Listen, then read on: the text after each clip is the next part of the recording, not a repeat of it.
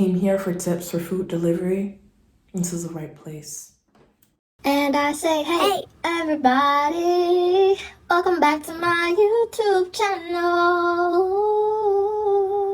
Hey everybody, welcome back to my channel. My name is Jessica Henson and I'm very much interested in bettering myself physically, mentally, and financially. And when I get an idea, I'm sharing it with you all.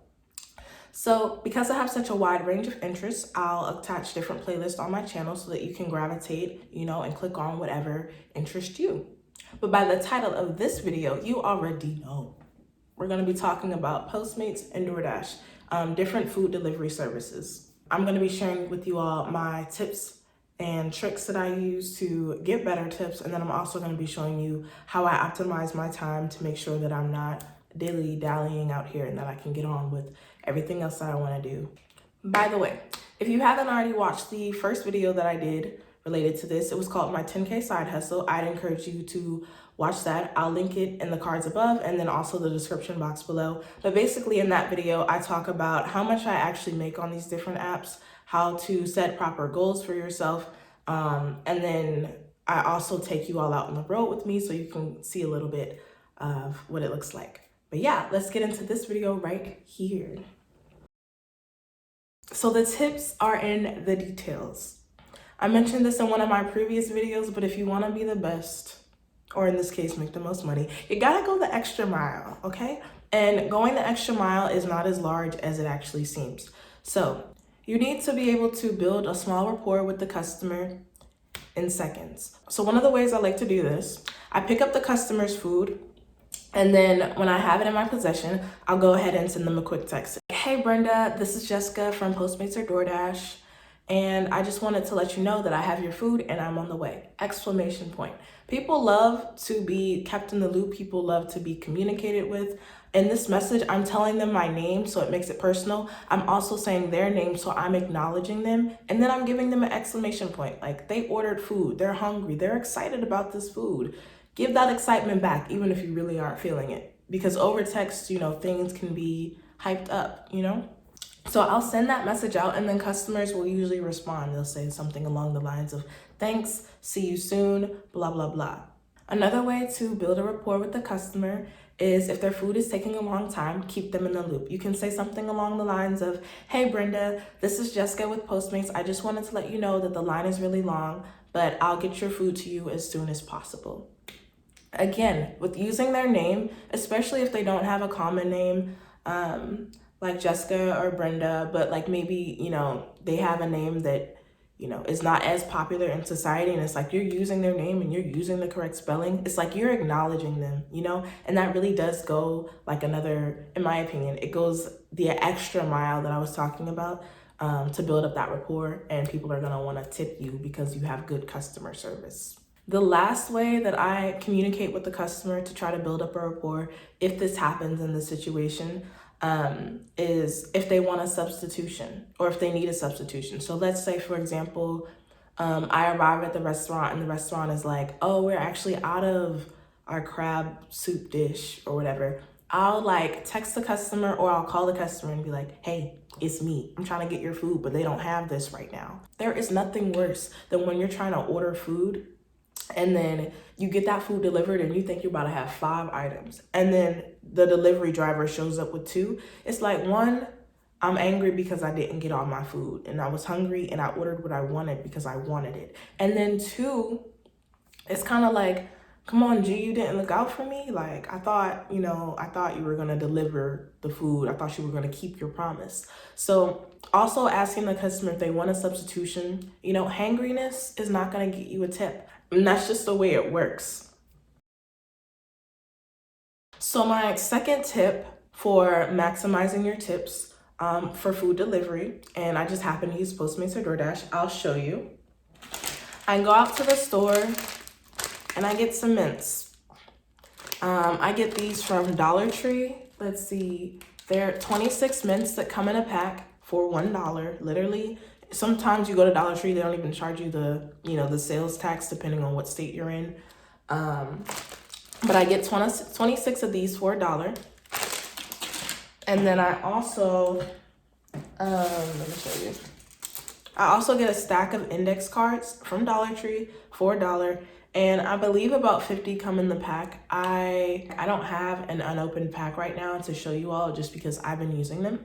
But basically what I do with the index cards is I write a little note, and again, if you want to be the best, you got to go the extra mile. And no one wants to be using their time driving out for these delivery apps and just getting the base pay, because that's not enough money and it's not worth your time.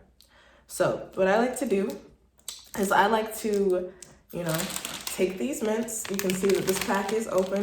Again, I've been using them, but I like to take these mints and I just tape them to the card, and then I write a little note on it. It basically says, "Thank you for ordering with Postmates or DoorDash. My name is Jessica. Have a great day." Again, I tell them my name because I'm adding it and I'm making it personal again. Like, I'm really trying to build up that rapport. Like, you need to tip me, but also here's some mints. Enjoy your meal. You know what I mean?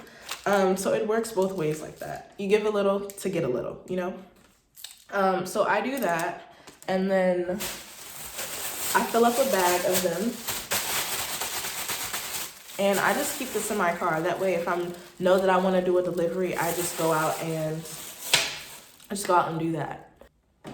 So that's what I do to make sure that I get tips. Build up a rapport, communicate with the customer, use their name, use your name, make it a little personal. Give them good service. My next tip or suggestion for, getting the most out of these delivery apps is to run more than one at the same time. So when I first started out doing this last year, I was running one app at a time, and I was using Postmates, and I would wait until I received an order and then go out on the road, and then, wait to receive an order and then go out, stay out on the road, depending on where my last location was. But I found that running both apps at the same time, it doesn't slow my battery down. I have an iPhone, but it doesn't slow my battery down or anything. And I'm able to, get the alerts from different apps and pick and choose which one I want to do based off of the destination, based off of which one I think is going to pay more. And I find that really helps. So run 2 apps at the same time so that you can choose the better deal. Another thing you should know about Postmates and DoorDash is that the apps run a little differently. So let's start with DoorDash. DoorDash, for example, when you log on to the app, they have the maps sectioned out in different boroughs and different neighborhoods of the city or the community that you live in. And sometimes they'll do different promotions. So it might be 1 to 4 p.m., get an extra $2 if you, deliver food in this area. And then another thing about DoorDash is they also tell you how much you're gonna make up front. So it'll be I don't know, go to Pizza Boli's and it'll say $10.75, and that may include the customer tip. And you have a certain amount of time to get there and then get to the customer. Postmates doesn't work like that. Postmates shows you, that you have an offer, and then it gives you the distance on the map before you accept the order.